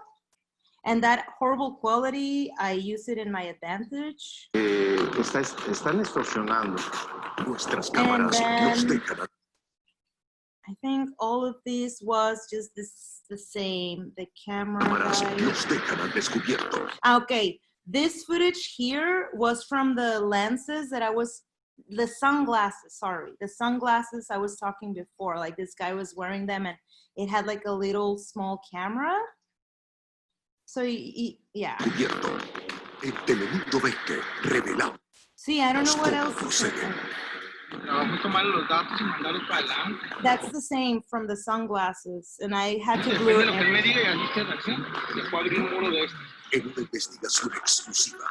Yeah, so, and this again is the main camera. Am I doing it right, or am I? Yeah. No, yeah, no. Yeah. Okay. Mostramos a extorsionadores que de See, so acuerdo a la this policía horrible glitches, I really hated them, and you know, it's really okay here. mostramos a Okay, see, you saw it before. So the video was just like it was not working. And when I was talking about how I did like a sequence with all of the footage from the sunglasses, when I exported it, every time I exported it, I don't know why these glitches were showing. So again, they work in my advantage. a extorsionadores que de acuerdo a la policía acechan e intimidan a la gente. Mucha gente aquí que cobra por sacarte y no debería. Identifícalos. Trampa en la frontera. Del 4 al 6 de noviembre por tu noticiero Telemundo 20 de las 6. So because we were full of glitches, that's why I did that glitch at the end. That was my creative manager's idea. Like, just add another glitch there. And I'm like, okay, I'll just. So yeah, I don't know if I did a good job explaining. No, that did. A question I have noted, watching it again, I noticed something. How many faces did you have to blur out in that video? Many, because this was going through legal. I know it wasn't a perfect blur, okay? But this was going through the legal department from the stations in Telemundo. So that was another thing. So I was dealing with all of this different footage. It was not really good. It was like a very important, ¿cómo se dice reportaje, Rey? Se me olvida. News story. And so, and then sending it to legal, and legal is like, okay, that number in that billboard that you see in second 24, blur it. And I'm like, look, see, it was a nightmare. I wasn't joking when I said that. Wow. Yeah. I just finished a project where I had to blur, it was for a company that does driving stuff, and they after the fact, we did the whole edit, and then there's all these shots of cars driving on roads, and they said, yeah, we need to blur out the license plates of a few of the cars, the logos for the cars, you know, and then on top of that, then they do these videos for a world audience. And so, you know, we shoot everything from people driving on the right side of the road, but then we have to flip things for people that drive on the left side of the road. So I had to track, I spent, you know, a better half of a day tracking a speed limit sign, blurring it, because it was, you know, the road was kind of curved. So the sign kind of did this, and Premiere, the tracker in Premiere is actually really good, but this one was moving so much, there was so much motion blur on it that every few frames it would start to drift. And so I had to do it frame by frame by frame for this sign. I had to do that a couple times, and yeah, that's no fun. It's a nightmare. The only thing, it was that because my shots were so fast, like pa, pa, pa, pa, it was, o sea, I had to do some tracking blurred or whatever, but it was fast. But yeah, like 100 faces and yeah, billboard. Can I tell a blur story? I was shooting a project for a local station on a college that one of the degrees it offered was in graphic design. And so we were interviewing somebody, and then we shot a bunch of B-roll in this room where they had all their graphic design computers set up. Well, of course, on all of the walls is all of the artwork that the students have created, right? We get the whole thing done, it goes to legal, and they go, we don't have clearance on any of that artwork. So walls covered in artwork, and then we had to go in and blur everything. And of course, every shot was, you know, a slider shot or a jib shot. So everything's moving. Yeah, it was a nightmare. Yes. I gotta have blur. to say, Paulina, Vanessa, who's watching, says that you're a genius and that you made it all work and it looks good. So I just wanted to pass that comment along to Hi, you. thank you, Vanessa. Nice. I agree. Well, we are getting close to our 9 o'clock stop time. So I'm going to, unless there are any final questions for our panelists tonight, I will go ahead and wrap this up. So now start typing feverishly. I'll give you about 10 seconds here. What? What do we have to do? I was reading the chat. Sorry. I'm sorry. No. You're good. I'm just letting people ask final questions. We're gonna wrap up because we're getting close to time here. So I thought we had like 10 seconds to say like a final speech or something. I'm no. like, Yeah, this is the part of the political debate where you each give your closing arguments on why we should vote for you as best editor. that will suck. No. Okay. Yeah, I don't see any final questions. So with that, I just want to say a huge thank you to each of you, to Ray, to Niall, and to Paulina. You all did an amazing job. I can't imagine a better panel. Oh, we do have one more question. Okay. How do you move up from cleaning up horrible projects to editing things you actually want on your reel? I think that'd be more towards Paulina. How do you move up horrible projects to editing things you actually? No.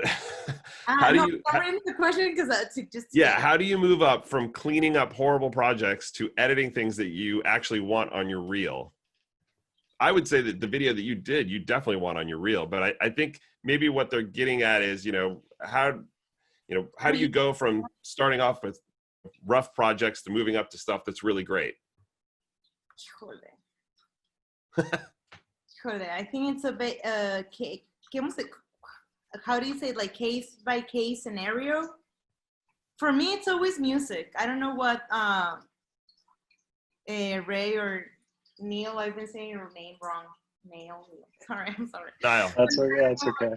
For me, it's always It's my Mexican side. I'm sorry.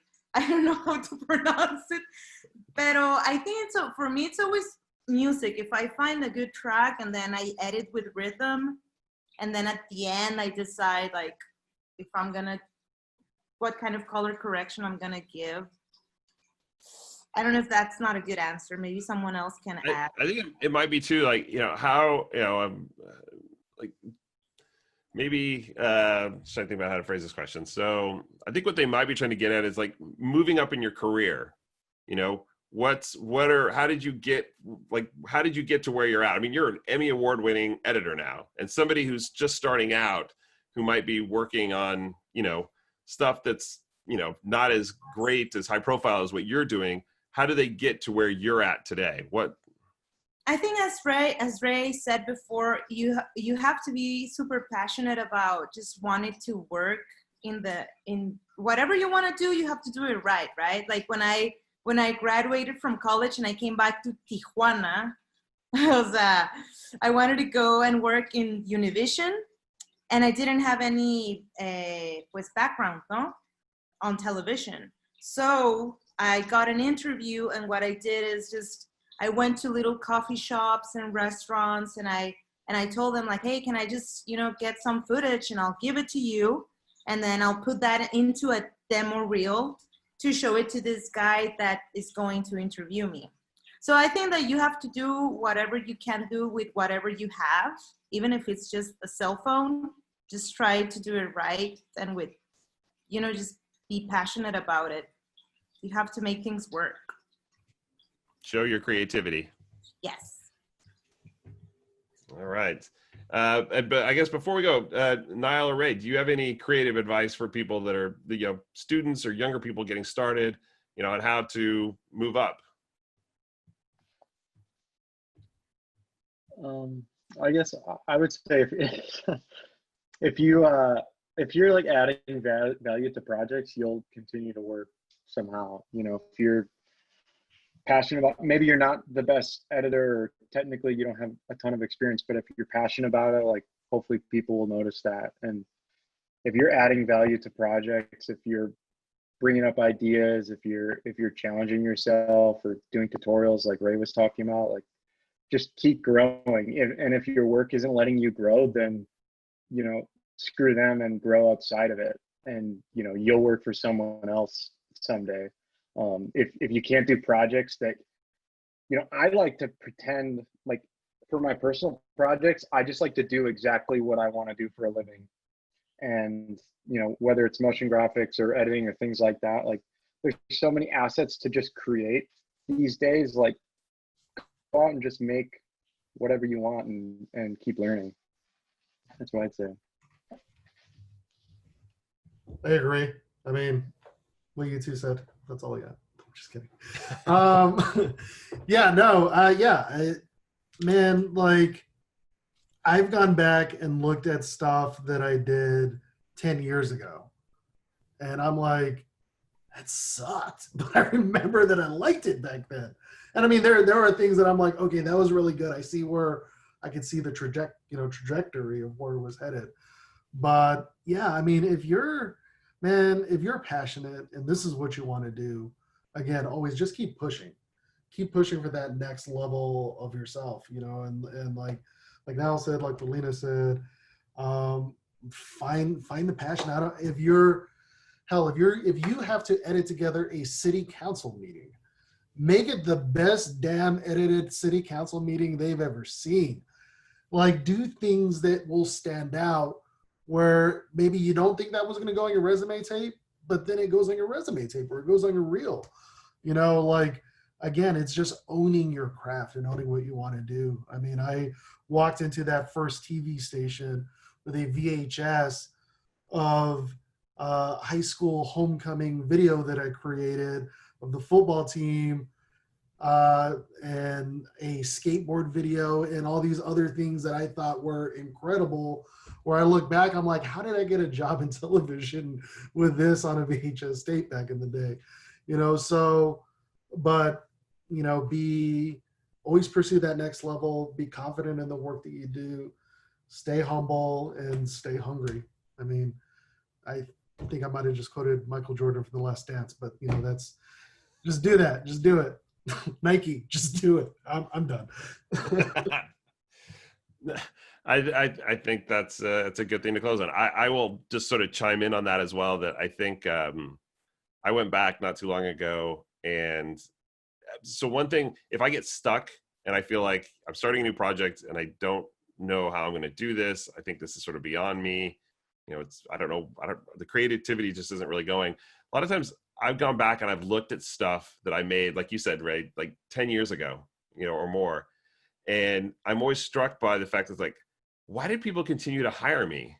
Looking, you know, it's like I look at this and think, how did I keep a job or a client doing this level of work? And then then I look at what I've done recently. It's like, okay, yeah, I can see the progress that I've made, and that always gives me the confidence to be like, no, I can do this. Let's sit down. It'll come, and let's just sit down and do the work, you know.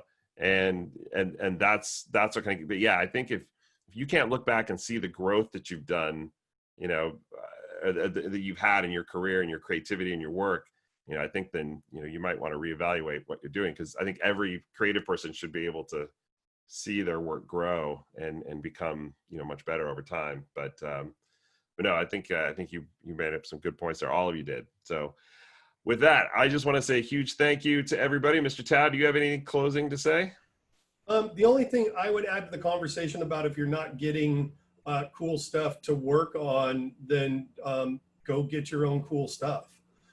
Everybody has one of these nowadays. You know, when I was growing up, the options were to get a VHS camcorder and edit in camera. Now you have one of these and you have amazing tools available. So just go create your own stuff, make it cool, right? And yeah, do your own thing. Awesome. One last thing I have to ask Ray, you talked about the camera with the cassette tape, the Pixel 2000. Play School? Is that what it was? It was Fisher Price. I think. Fisher Price, I think. Remember those? Yeah. Yeah, I think that was it. It had like a little like U shape on the bottom that you would hold, and yep, like a tiny little tripod on it. All right. Yeah, those things have become like huge collector's items now. And like if you can find them like on eBay in working condition, they are like, you know, you pay a ton of money for those things now. And yeah, you could buy them at Toys R Us for like 50, 60 bucks, I think. But yeah. I wish I still had it, man, because again, that was like legit my very first camera. And I would love to like find that on eBay and get it again. And who knows, shoot something with it. Yeah. I actually saw someone, it's like a video artist that works for Vogue or something like that, and she's mixing techniques, like vintage cameras, and I think someone used that camera that you were talking about, Ray. I thought it was really cool. Yeah. Mm. So Marcy is saying that I guess it shoots at 8 frames per second. So that's a... It was something like that. It was slow. Yeah. I'll say that whenever I first started editing, I started off, tape to tape, so it was, the old jog wheels back and forth. And about 2 years ago, we had a project where a bunch of the fall video was still on tape. And so instead of me digitizing it to edit, because I was going to shoot that footage off a monitor anyways, because that's how I ultimately wanted it to look, I just like refreshed my tape to tape skills and edited the old footage from its original tape to a blank tape that I happened to find, and like edited tape to tape and then shot it off the monitor. So it's, I still feel like I apply those destructive editing techniques that I learned back in the day, even to my nonlinear editing. I back in the day, man, if you messed up, there was no edit undo. You had to start from the beginning because you broke time code and it was just, there was a lot more pressure to get it right in the first pass back in the day. So I feel like I still edit with that same pressure, just, I don't know. Anyways. Yeah. All right. Well, on that note, I will thank all of the panelists. Thank you, thank you, thank you. You all are amazing. Ray, Niall, Paulina, you did a phenomenal job. And I'm seeing all the comments saying thank you so much. You guys were great. And I hope to see you all at some event sometime soon. And Niall, if my office is down in the East Village, I'm about 4 blocks away from Petco. So when life comes back to normal, nice. man, if I'm at a game, I will hit you up. And if you're there, I'll buy you a beer or hot dog or whatever. Oh, yeah. Let's do it. Hit me up. So, all right, everybody. Well, thank you so much. I will see you all next month. Paulina, did you have something to say? No, that we should all be invited to that. Hey, yeah, let's go. I get free tickets. Let's go. I think a happy hour with all of us, it would be a good thing. So we just have to get Ray out from Las Vegas. Yeah, Ray. And I'm in San Diego quite often. That's like our second home, so I'm there. All right, sounds good. All right, well, thank you, everybody, and I'm going to stop recording, and we will see you all next month. Nice to meet you guys. Thank you.